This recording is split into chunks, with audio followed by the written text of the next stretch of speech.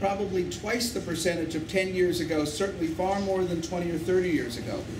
Probably 15% of folks in this region are husband and wife with kids.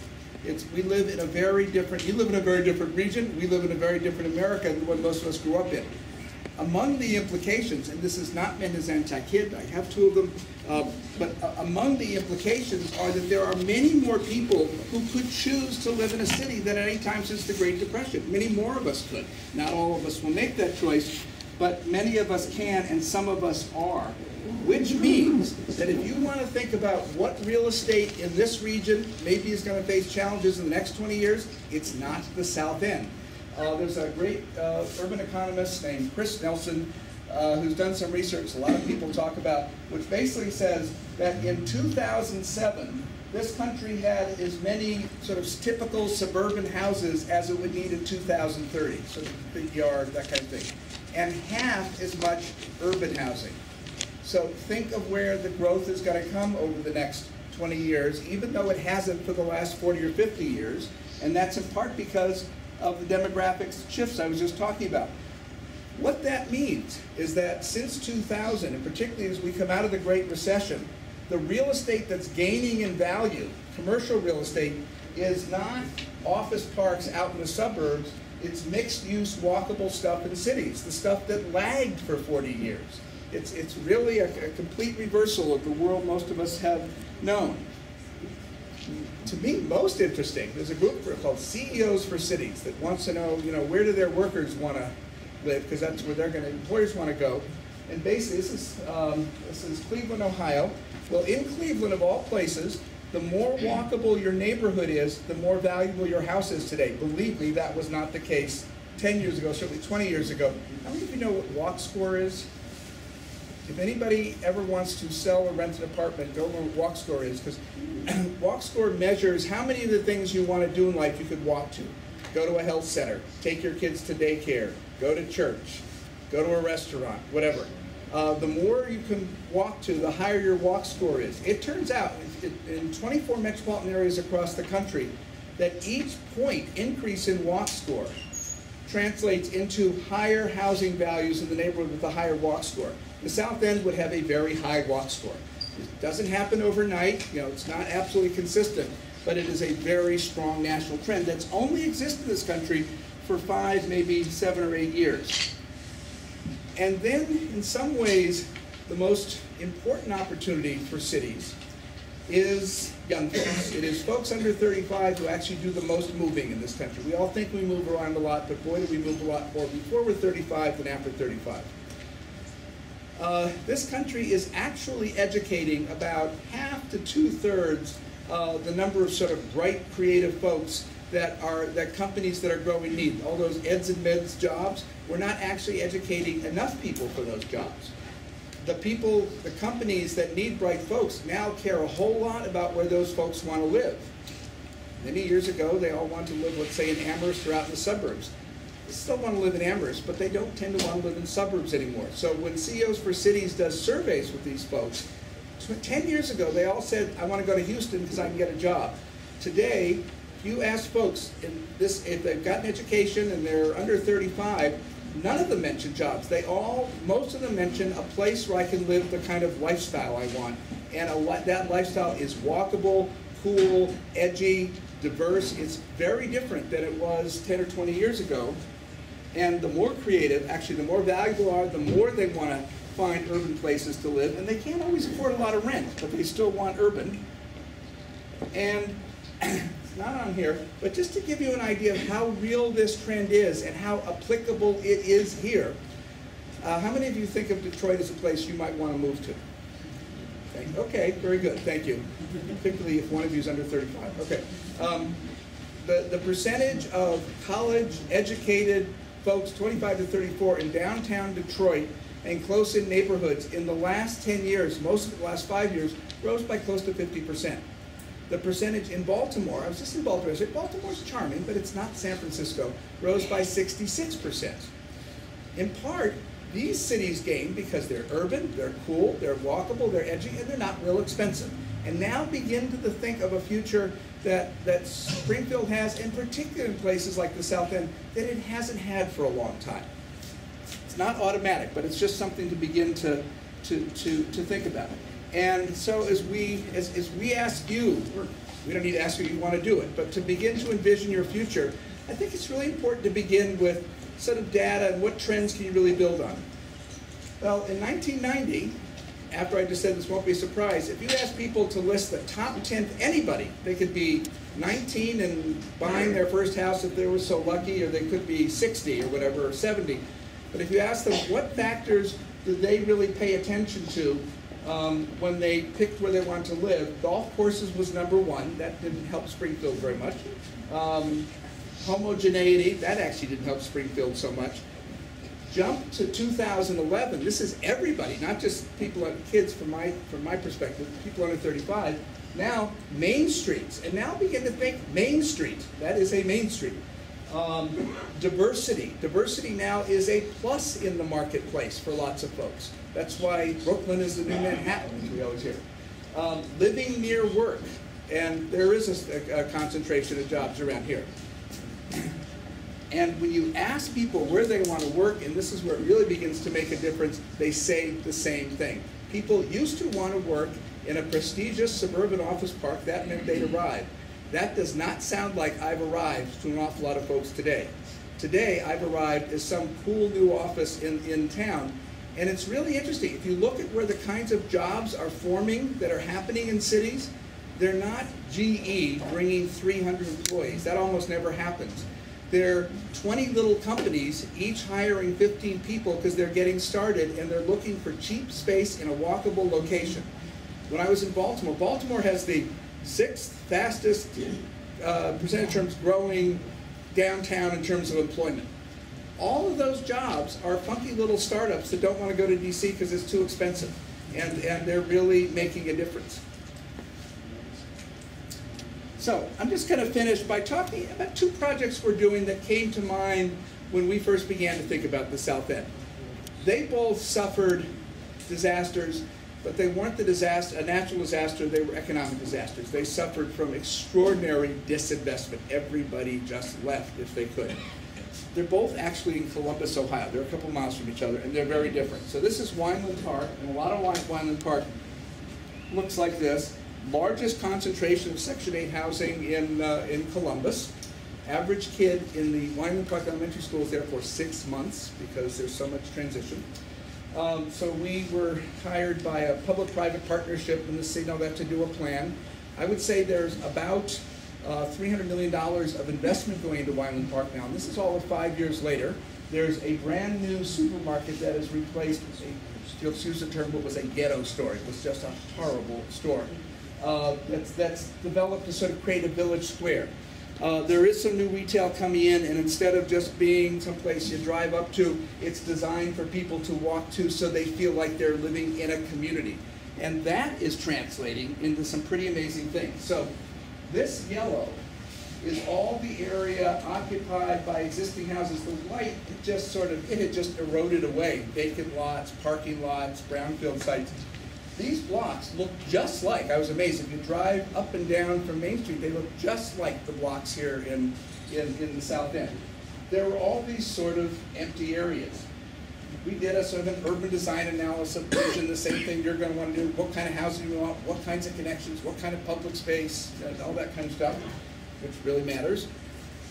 And we're able to identify a whole series of very different redevelopment projects. And today, there are about 800 new housing units. There are as many Section 8 units in this neighborhood as there were. There are as many affordable ownership or rental units as there are many houses. And there are something like 600 new market rate housing units and 200 sort of other kinds of folks, because people want to live in diverse urban neighborhoods. A community got together and did a plan, and believe me, those folks were just like you when they got started, and they had the political will to make a difference. And to me, what was achievable there is achievable here. And then I'll finish with the other neighborhood. This is called East Franklinton. It's even more devastated. It's probably 70% vacant. sort of near downtown. And one thing I want to point out is there are lots of different strategies. There's no one-size-fits-all strategy. So some of building East Franklinton and rebuilding it is just infill on the blocks where many of you may live, single-family houses. The other, bringing back a Main Street, very different development strategies. Then there are some opportunities like what is the site, the big site I keep forgetting? The Gemini site, I'm sorry, great. Where there are major transformative development. They're big enough you can do something that really influences a neighborhood. So we've been working with folks, and there's a plan to turn places like this. The mayor decided he really wanted to use the arts to bring this neighborhood back. It's sort of one strategy.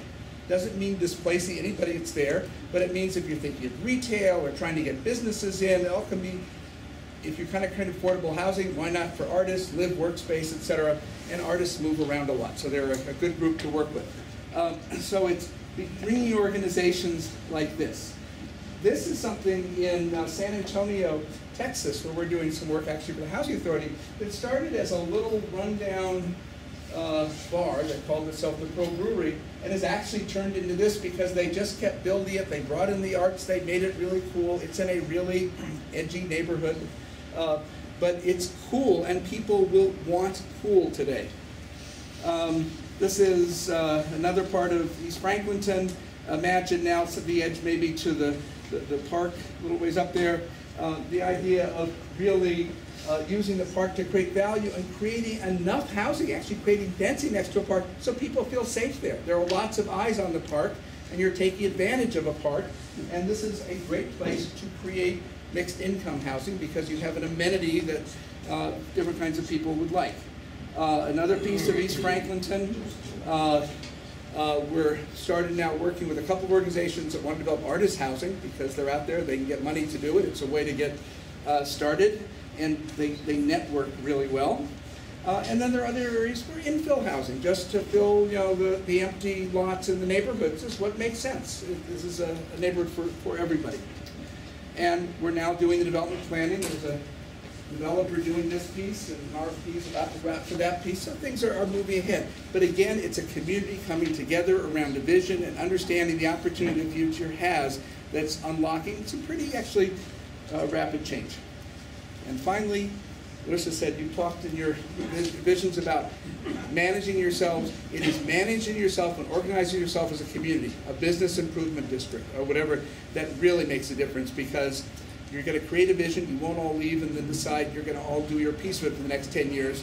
Somebody's got to really keep you working together, and these are both neighborhoods that really organize themselves. So thank you all very much, and we'll look forward to hearing what you have to say.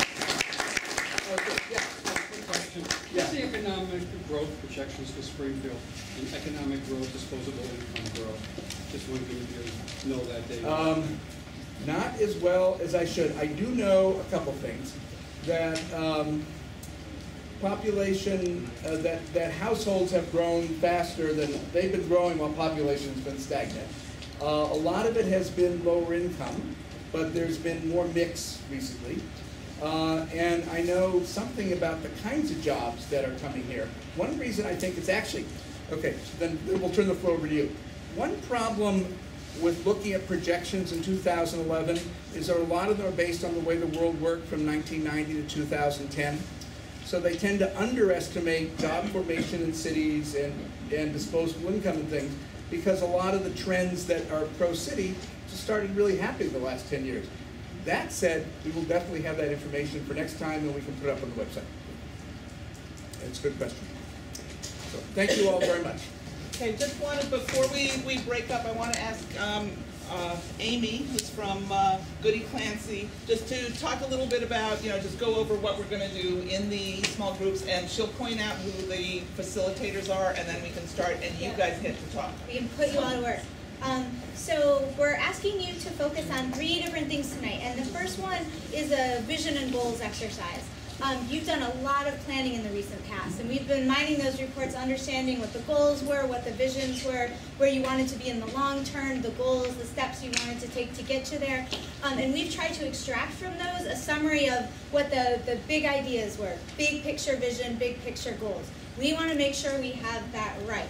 for these neighborhoods? Where do you want to be? How do you want to get there? So we're asking you to do a little exercise on some big sheets. We're asking you to take a dot and put that dot next to vision and goal items. Thank you. Each table has one of these. You got lots of dots. And we're asking you to confirm those elements, those pieces that you think that you agree with. We want you to confirm them or tell us they're not relevant anymore and we should take them off the list. Or revise them. Yep, for pieces that are missing, maybe there's a goal, a vision component that's important that we don't have here yet, we want to know about it. And we have space over here to add those. So that's the first thing we're going to do.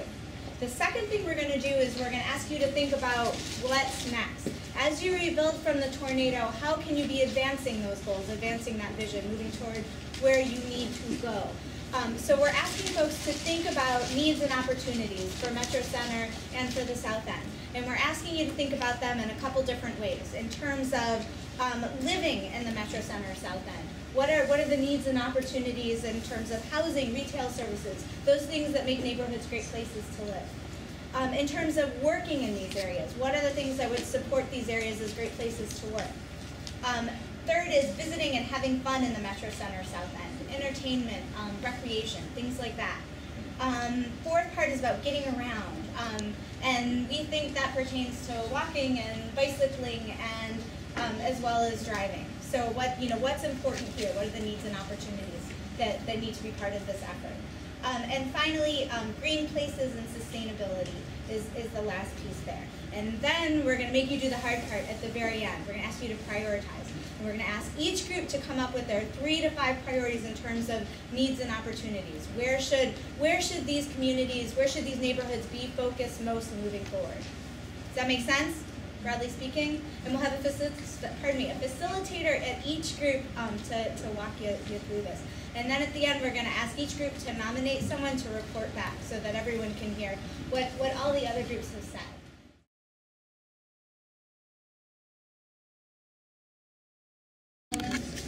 We want more middle-income housing. We want to further enhance the city being used for a mixed-use center for work, play, study, visit. We want to balance the 24-hour vitality for some of us that live downtown. They really don't want things going on after midnight because after like the 10 o'clock concerts that end that the bid produces, it's great. At 10:15, we're happy because the sound is stopped. We don't want them going on at 2.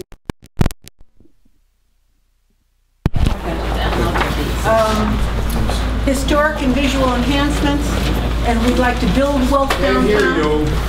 We'd like to build wealth downtown to attract and retain a skilled workforce. We think that the transportation system needs an overview, perhaps multimodal, and we'd like to break down some barriers within the different diverse groups we have and hopefully create a unity of synergy. So we're here. The summary of the goals. Okay. We talked about developing more middle income and housing and diverse housing types. We also talked about creating new destinations and better connections between them, and talked about things like the Paramount Theater as a new destination and having that developed. We talked about using transportation infrastructure to enhance activity, and again we talked about sort of multimodal, having bike lanes and making it more accessible to increase the access to the activity. We talked about branding and an identity and making really coming up with an identity and branding for the downtown. We talked about Main Street as a lively, safe, and attractive pedestrian street to include major arteries like not just Main Street, but Dwight Street and Chestnut Street. We talked about one of our major assets that is our historic buildings and historic character and the importance of preserving that. And reshaping public perceptions of downtown. We talked about we might have to, of enhancing the infrastructure downtown, but also changing the perception of downtown as an unsafe area. And then we got to the summary of vision elements.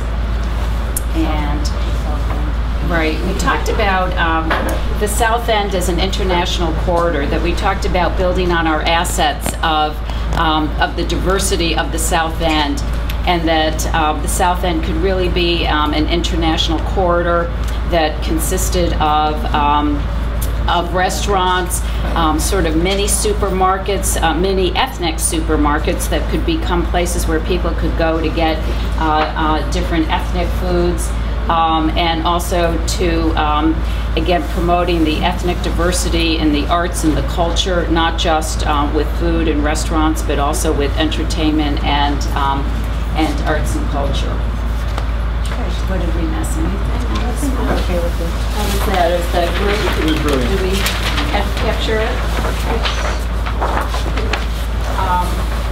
When we got to... This is moving forward? Looking forward. Okay. Okay, housing and retail. Finish the Hollywood buildings. Produce a South End marketplace. The Gemini is central to all in the South End. Take advantage of that. Code enforcement is very important. Appropriate storefronts and facades. Develop design guidelines and make sure we say the Zanetti School, perhaps for the arts. Make the South End as a destination and start up housing for young families. We did then we focused on the jobs and working, and talked about having well-paying jobs in the South End.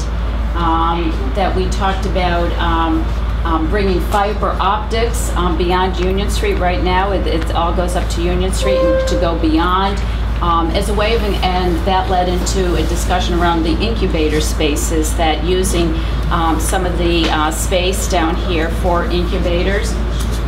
We talked about how to attract students, that there are like 50,000 students in the area, and how do we attract them to the downtown, and to use them as giving them a way to get down in terms of the transportation. We talked about that they're promoting the other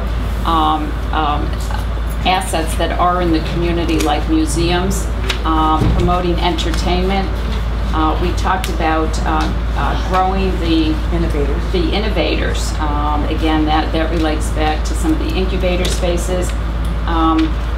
And we talked about that there are lots of wonderful initiatives that are going on in the community.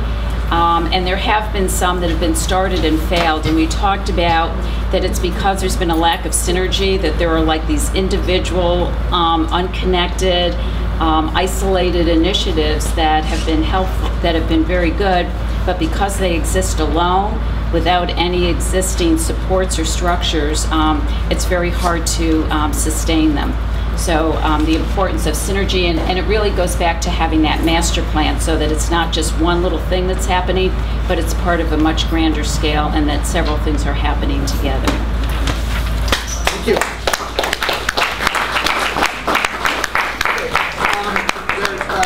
You asked the group way back there to go next, which means all of you need to talk in a very loud voice. And also, there are two things to think about. If you find you had the same idea as an earlier group, it's great to note that, but you don't then need to spend time talking about it, so we can learn about the new stuff that you had. But it's good to show where you agree or disagree. Okay, thanks. Okay, representing South End here. Our number one priority is safety. For 20 years we've been coming to meetings here talking about safety. What we suggest, number one, clean out the drug addicts, prostitutes, and the dealers in the Hollywood section. Number two, reestablish community policing in every neighborhood in the city. Have a site where the day-to-day policemen on duty can go to each site and be visible to the residents, the business people, the neighborhood, okay? Put a little more lighting. Do the redevelopment along the park that they have been working on. It's in process, about opening up the Hollywood section so that it's safer to move around in there. Our second priority is livability. We developed the Gemini site. That's been talked about since the building was vacated. Build some single-family homes. Develop some high-end condos for the young professionals who work downtown to give them an incentive to bring some youth and vitality back into the South End. Our next priority is recreation. Rebuild the South End Community Center. We do not want to lose it. The children need it, the neighborhood needs it. Finish Emerson White Playground. That has been on the block for 30 years. Create some pockets of green space. The South End is ugly, except for the flowers that you see along Main Street and some of the little gardens that the neighbors put in their yards. It needs to be beautified a little. We had a suggestion that there's an opportunity to bring the Soccer Hall of Fame to Springfield. I guess a presentation was given to the mayor already on this. The South End would be an ideal location simply because we have the connection with the Basketball Hall of Fame. Another priority is to deal with historic markings. The South End has a major history. The history is lost, but it has been preserved at the Italian Cultural Center, which is right behind here on Margaret Street. That has to be noted and marked in this neighborhood. Small businesses. We feel that we need a drugstore down here. We need a neighborhood grocery store. We have to reestablish the South End Business Association. We've got to find a way to assist the existing owners or business owners. Somehow, we can't depend on them going and looking for a loan from FEMA. The city should opt to give them some kind of for instance, a tax rebate or a lower tax rate for a few years, something to help the businesses who have been so gracious to stay, to help them to rebuild. A small elementary school. We have a new middle school here in the South End at the Mount Carmel Church's property. We are grateful that the Ms. Hagan, the Square One is going to stay in the South End, but we need an elementary school down here. Perhaps a small one to service the young people that live in this neighborhood. I think I've covered everything. Thank you for your time. Thank you. Very interesting. Listening to these two, they're very similar in spirit, and boy, I'm sure you will. I hope you really use the tornado as a galvanizing moment, because you clearly care a lot and aspire to a lot, and you can accomplish a lot. So how about this group next? Sure. This is the group that wouldn't stop. Anyway, go ahead. Yeah. Okay. You know what to say. So as far as the previous plans, we mostly thought that these were good goals and good ideas. Revisions were, as far as the vision for jobs, we said seek jobs across skill levels with a priority, and we said that among our priorities too. Good jobs for local residents should be the priority in rebuilding Springfield. We talked about the need for an educational institutional presence downtown and in the South End. And also in the South End, the need for community gardens. And additionally, that code enforcement's important, but it needs to be tied to money that allows people to rehab the homes instead of just code enforcement alone. And this is our priority too, that we want to replace the affordable housing units that were lost and damaged with more affordable housing for Springfield residents. Other priorities we said were diverse entertainment for people from all walks of life, improving public safety, mixed-use development on Main Street with ground floor retail establishments and housing above. And as an important part of the whole process, that it's important that we involve local people from the South End in the planning process, in building the master plan and doing whatever outreach is necessary to make sure that people living in the neighborhood become part of the process. So what did I miss? About connecting to Yeah, we had a emphasis on, as far as on the riverfront, the need to have more of a connection between the riverfront and the neighborhoods. So more walkable, there's underpasses in the highway, but they don't feel really safe. And actually, and the businesses that are along the riverfront are out of the price range for people that actually live in the south end and downtown. So, so more of a connection between the riverfront if redeveloping a riverfront is going to be part of the plan. What else did I miss from my group? Yeah, I think Joyce said something important when we sort of had consensus around the need to get rid of poverty rather than getting rid of poor people. And so again, back to good jobs for local people being an important part of the criteria for any kind of rebuilding of the city.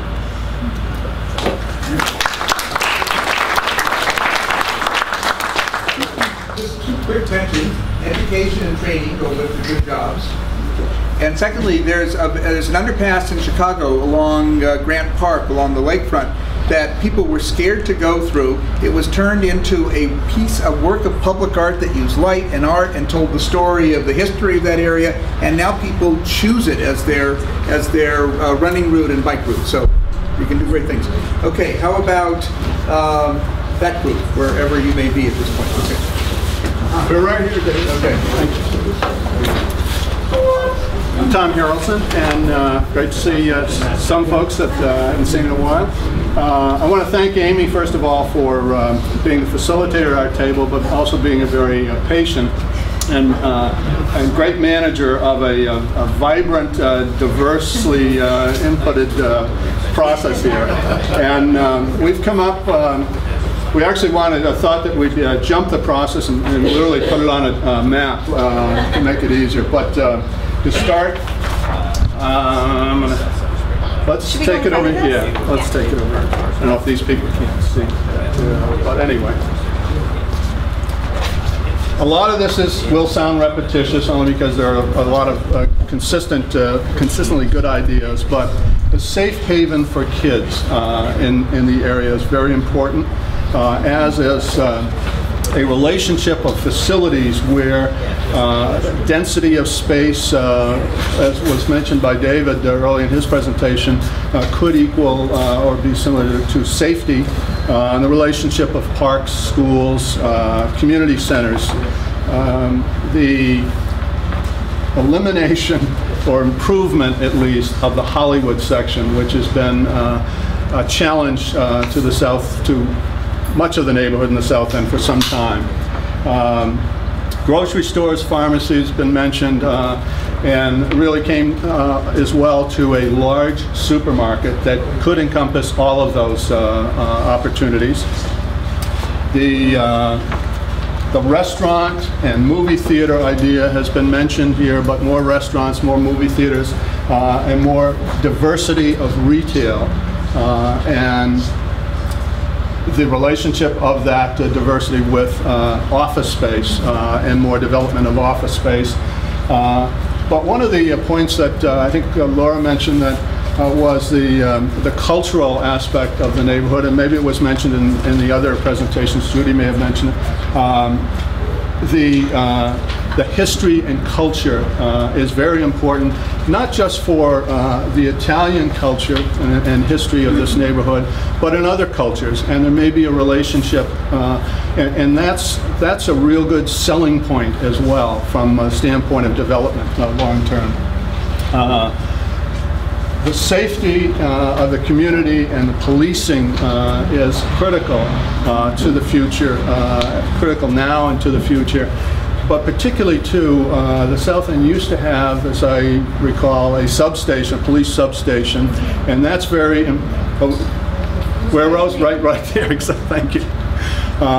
We think that substation may be appropriate too, closer to Emerson Wright Playground, depending too on the other relationship of usage there, like a community center, possibly a school, and it might make very good sense there. And that whole general subject became that much more important, as you'll see when we prioritize. And Amy, where are we going? Up top? Now, let's see, here we go.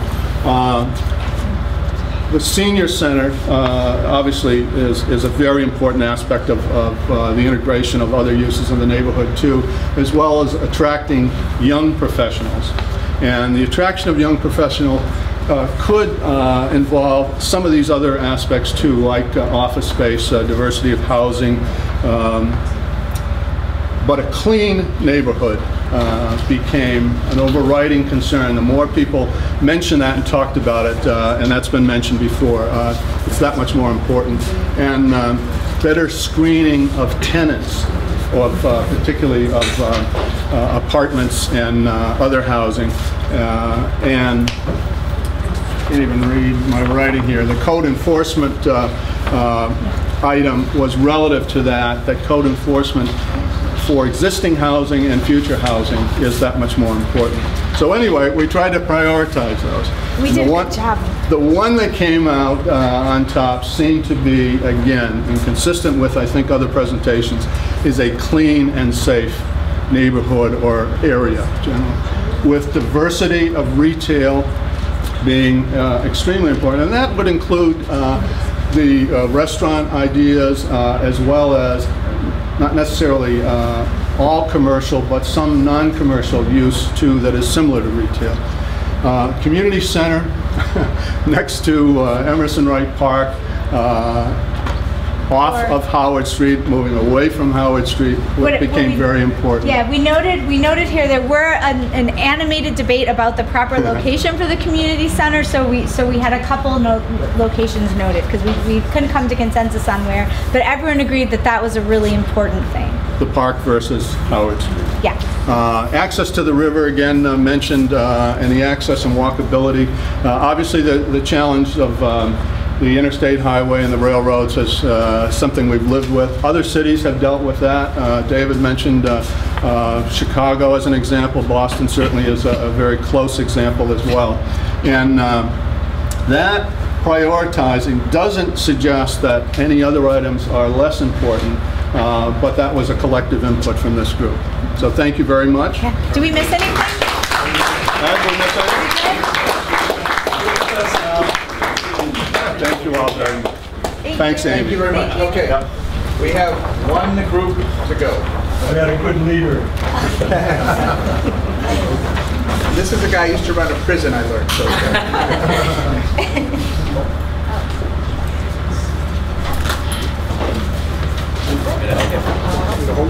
Yeah, actually, it's still all attached.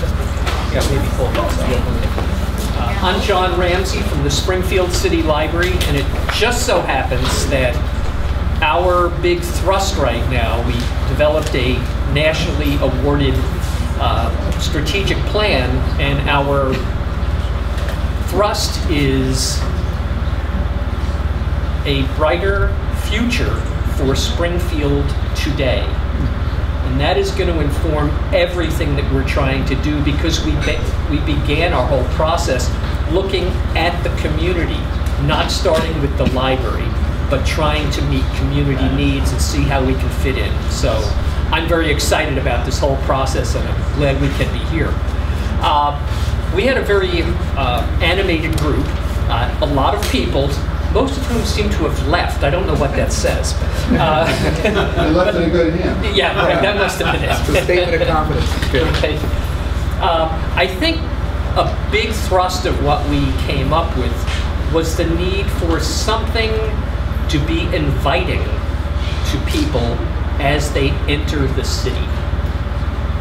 Right now, you see you see a couple of hotels, boarded up buildings. Dollar store. Yeah, there's just, dollar stores and stuff, and there's nothing to really grab people and say, geez, this is a great place to check out, a fun place.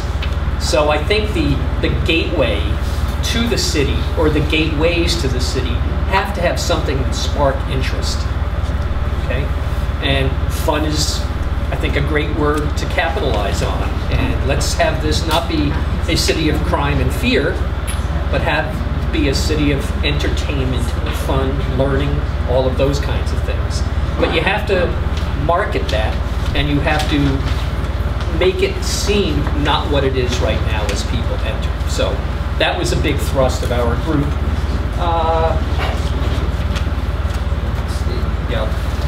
Have the streetscape, and to promote the arts, the historic nature. A lot of these things were mentioned before.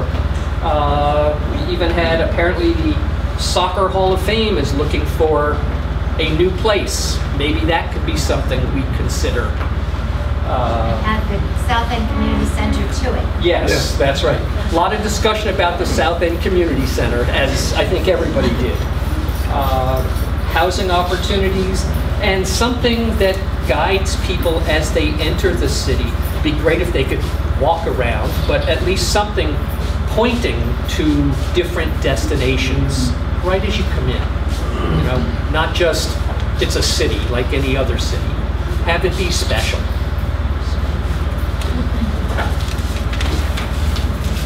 I'm making this up. Nobody really said this. We paid them all to leave. Right. Yes, and the directory map, a lot of discussion about the Emerson Wright playground.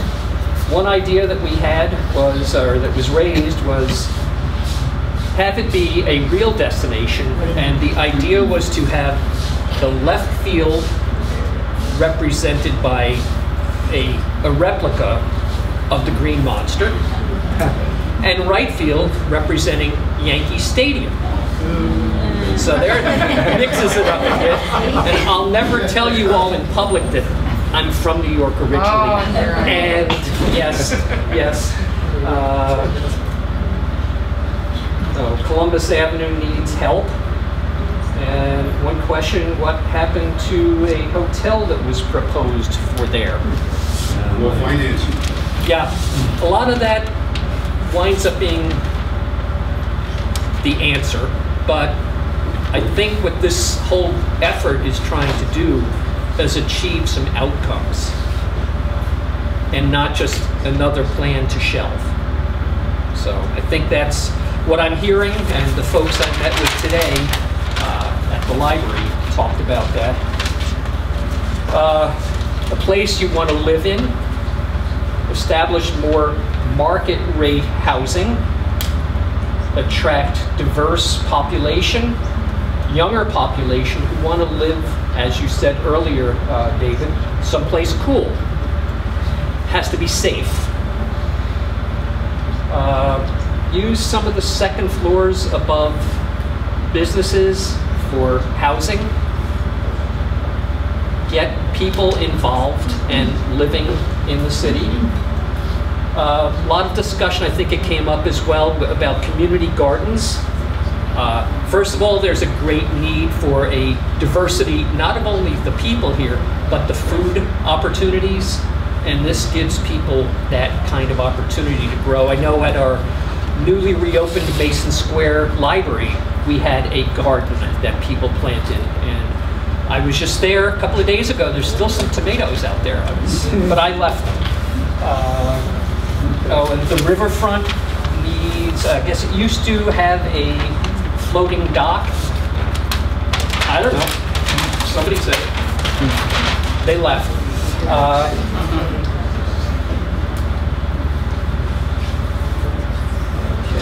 And the priorities, a big dig for... Oh, 91, I-91. Yep. Bury the highway. Woo! That might take some money. Housing for creative young people at a scale to have an impact. Public spaces with programs that are actively used, an opportunity for creative folks working in these spaces, the arts, performing, exhibit spaces. Make this a place you want to be, not a place that you go maybe during the day to work and then go someplace else. Have it be a destination. We need a responsive and creative and collaborative city administration with strong vision, representative government of all people, and this is about developing a vision that we can actually produce results from. And that's what we say.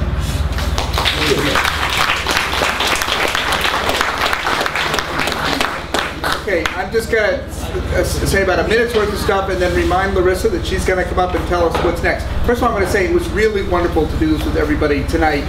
And one thing, I'm just going to be a wee bit blunt. I know perfectly well that this is a community, the South End is a place where many very different kinds of people live and work and do business, and yet you all, in one form or another, talked about things that basically said how much you want this community to be more of a community.